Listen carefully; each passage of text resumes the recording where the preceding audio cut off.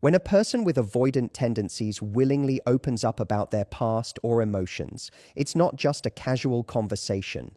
For them, talking about feelings is stepping into territory that feels risky, uncomfortable, and even dangerous because it requires them to lower the guard they've spent years perfecting. They often protect themselves by staying surface level, avoiding anything that could make them feel exposed. So when they choose to share their inner world with you, it's a deliberate decision. It's them deciding that you've proven yourself to be someone they can trust with pieces of themselves they rarely show.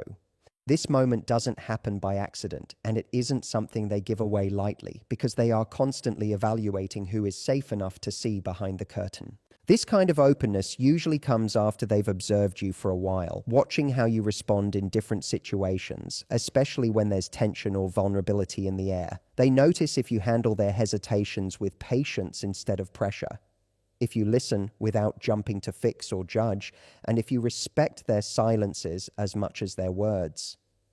In their mind, every interaction is a small test, not because they want to play games, but because they've been conditioned to believe that letting someone in too quickly is a recipe for disappointment or hurt. So when they begin telling you stories from their past, their struggles, or the fears they rarely name, it's because they've silently concluded you're different from the rest. The truth is, many avoidants have lived through experiences where trust was broken or intimacy felt unsafe. So sharing feelings is tied to memories of pain or loss. This makes their emotional world a place they've learned to guard fiercely. They might have perfected the art of being charming, engaging, and even affectionate without ever revealing too much, because distance feels safer. That's why, when they suddenly begin telling you about a difficult childhood moment, a heartbreak that shaped them, or a private fear they carry, it's a major sign of progress in your connection. It's them saying, without words, "I'm willing to let you see the parts of me I usually hide." When you're on the receiving end of this kind of sharing, it's easy to underestimate the weight of it, especially if you're someone who naturally talks about your feelings. But with an avoidant, these moments are rare, intentional, and deeply significant.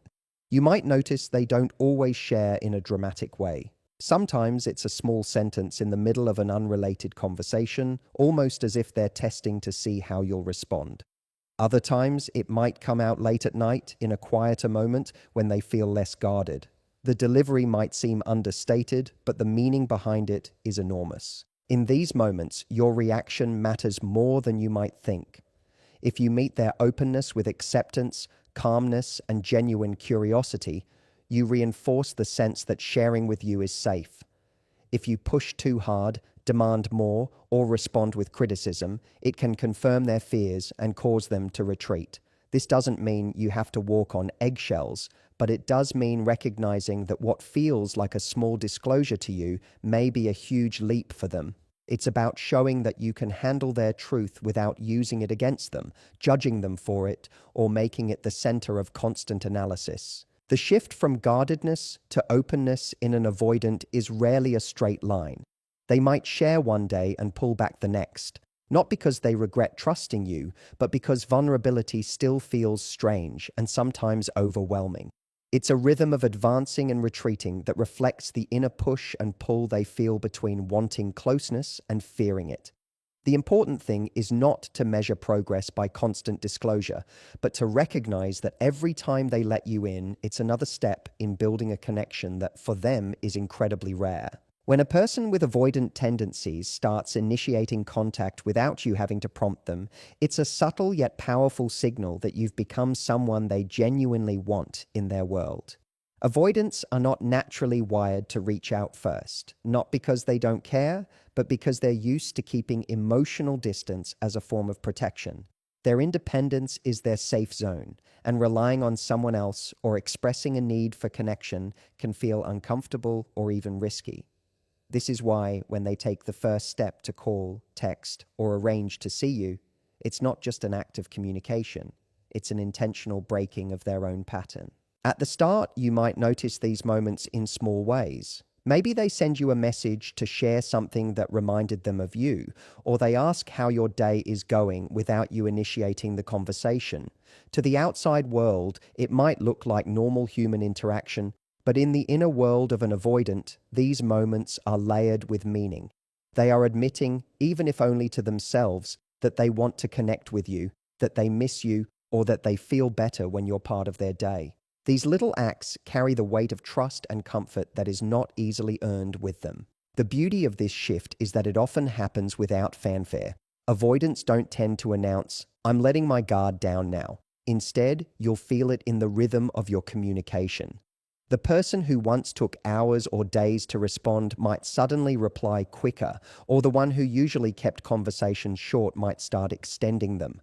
Sometimes they'll surprise you with a random call or a suggestion to meet up, and even if they frame it casually, the fact that they made the first move is a meaningful change in their behavior. This kind of initiative often comes after they've experienced a sense of safety in your presence.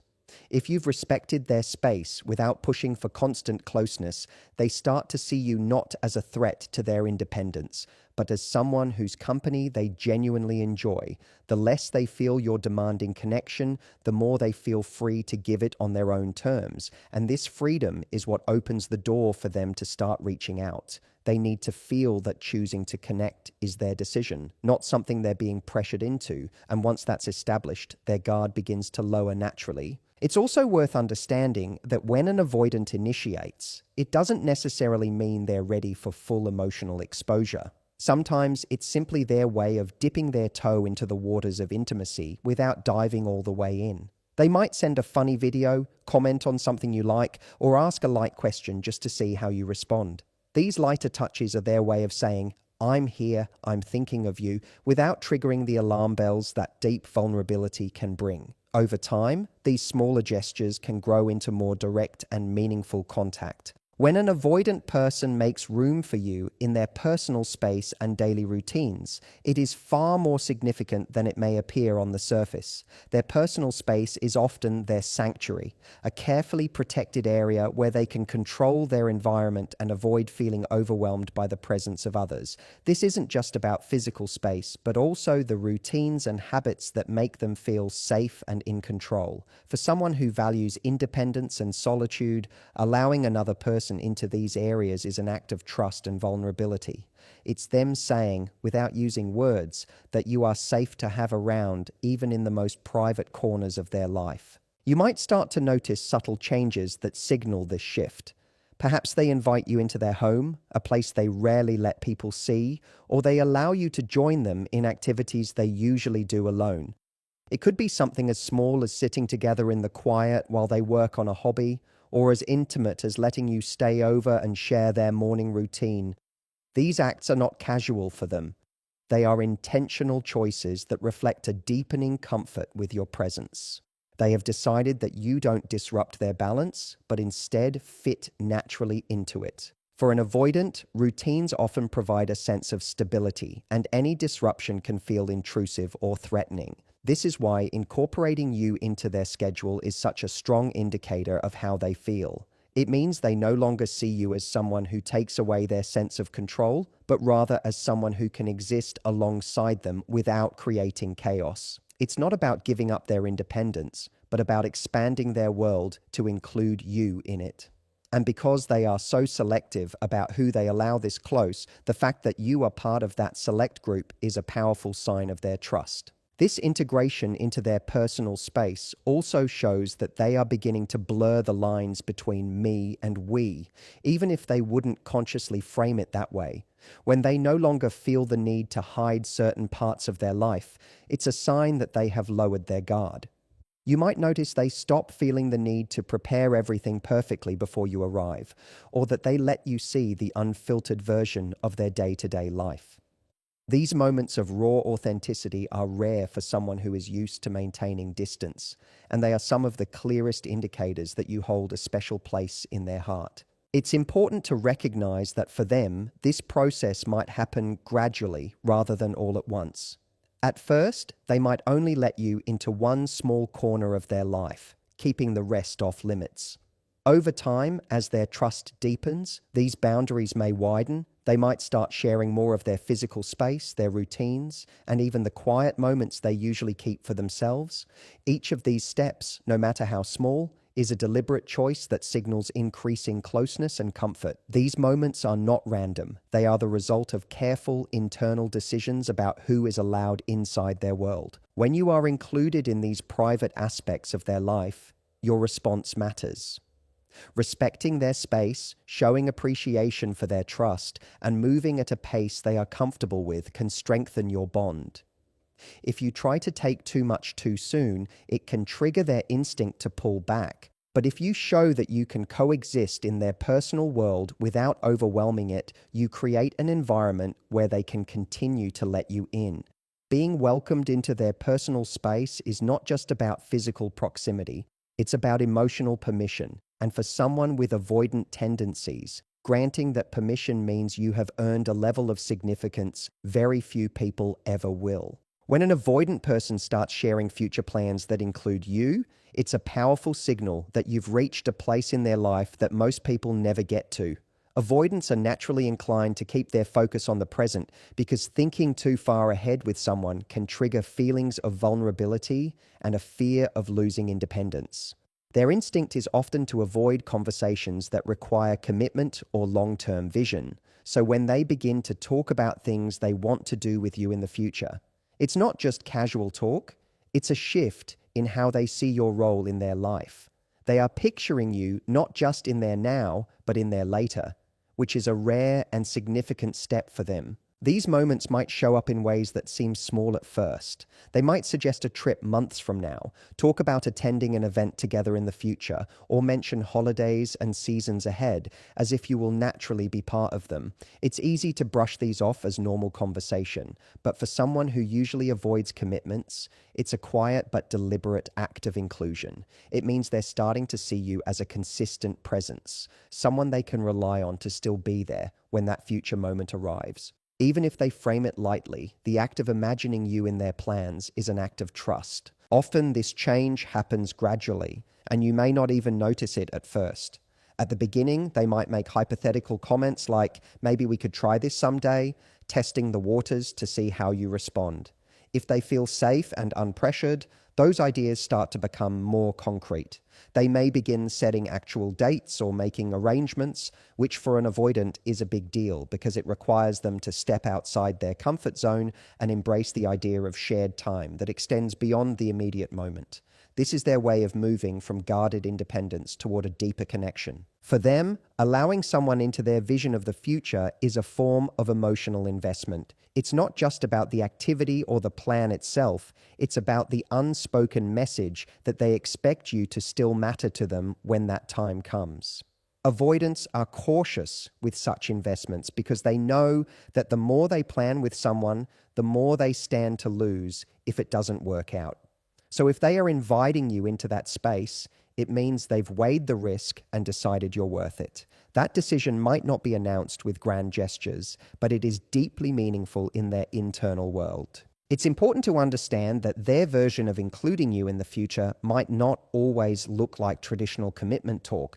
They might not use labels or dramatic declarations, but the steady integration of you into upcoming events, ideas, and life moments is their way of expressing care and attachment. These future references are subtle markers of trust, signaling that they are growing more comfortable with the idea of your presence being a constant in their life. In their mind, this is a major step forward, even if it comes out in a lighthearted or casual tone. When you notice these moments, the best way to respond is with appreciation and encouragement, without adding pressure. If you react with warmth rather than expectation, you show them that you value their effort without making them feel trapped. This helps reinforce the safety they feel in imagining a future with you, making them more likely to continue including you in their plans. Over time, these shared visions become part of the foundation of your bond, creating a sense of stability and closeness that, for someone with avoidant tendencies, is both rare and profoundly significant. When an avoidant person begins to trust you with their vulnerabilities or insecurities, it marks a pivotal shift in your connection with them. By nature, they are cautious about revealing anything that might be used against them or make them feel exposed. Their independence often serves as a shield to protect themselves from emotional harm, and opening up about their fears, doubts, or personal struggles can feel deeply uncomfortable. This is why, when they choose to let you in on these more fragile parts of themselves, it's not something they do lightly. It means you've become someone they believe will handle their truth with care rather than judgment, and that trust is one of the most valuable things they can give. You might notice this openness in subtle ways at first.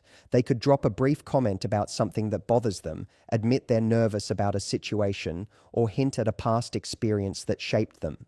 These moments might seem small, but for them, they're significant because they're going against their usual instinct to keep everything locked inside. If you respond in a way that shows understanding and acceptance, you'll find that these glimpses into their inner world become more frequent and more detailed over time. Each moment of honesty is a deliberate choice, a quiet risk they're taking because you've shown them it's safe to do so. For many avoidants, the roots of this guardedness come from experiences where vulnerability led to pain, rejection, or betrayal.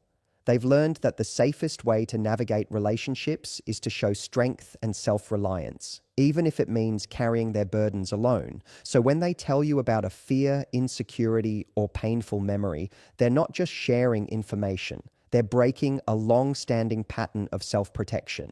This doesn't happen overnight. It's often the result of many small moments where you've proven that you can be trusted not to exploit their openness. Sometimes their vulnerability may come out indirectly. They might tell a story about someone they know that actually reflects their own fears, or they might frame their feelings as a joke to test how you'll respond.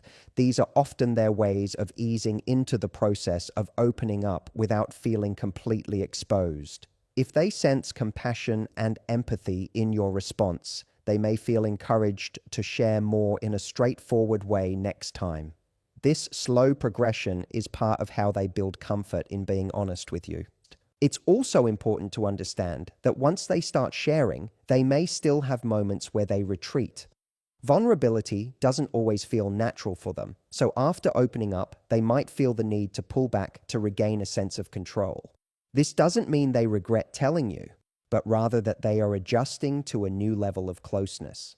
Giving them space during these moments without showing disappointment or frustration reinforces the idea that they can share with you without it leading to pressure or conflict. When you handle their vulnerabilities with care, you create an environment where they can continue to let you in more deeply. You become someone they associate with safety, acceptance, and understanding, which makes it easier for them to take emotional risks. For someone with avoidant tendencies, trusting another person with their insecurities is one of the most intimate acts they can offer.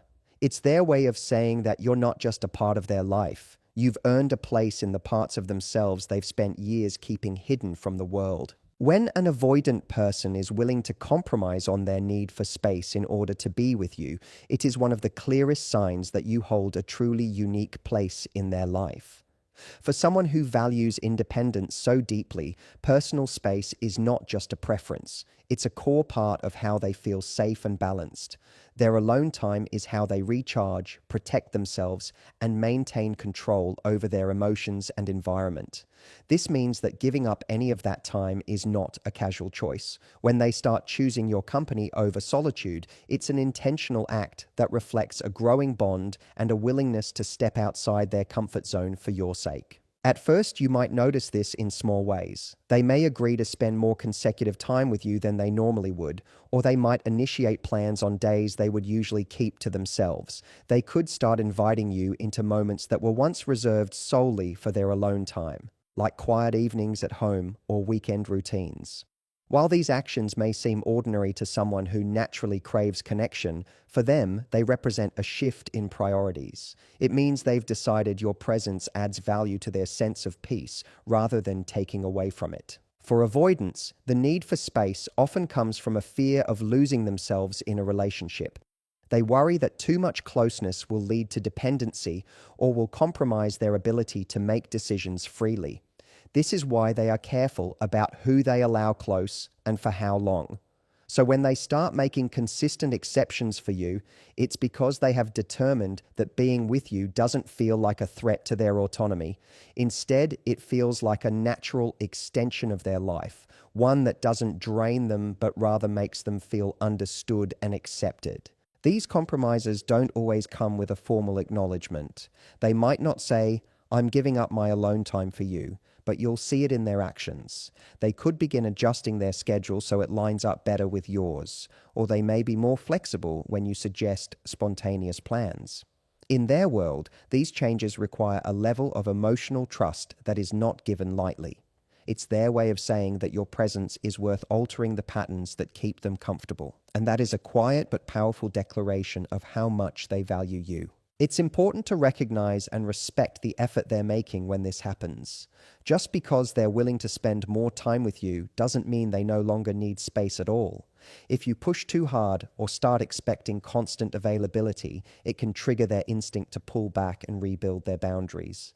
The key is to appreciate their willingness to be flexible without taking it as a sign that they've abandoned their own needs. By meeting their effort with gratitude and balance, you help reinforce the trust that led them to make these compromises in the first place. When they choose to share more of their time and presence with you, it is a strong reflection of how safe and valued they feel in your company. For someone with avoidant tendencies, this isn't simply about enjoying your companionship in the moment. It's about acknowledging that you've become an exception to the rules they live by. You've managed to turn their guardedness into openness, not by forcing closeness, but by creating an environment where closeness feels natural. That shift is rare, and it speaks volumes about the depth of connection they believe they can have with you.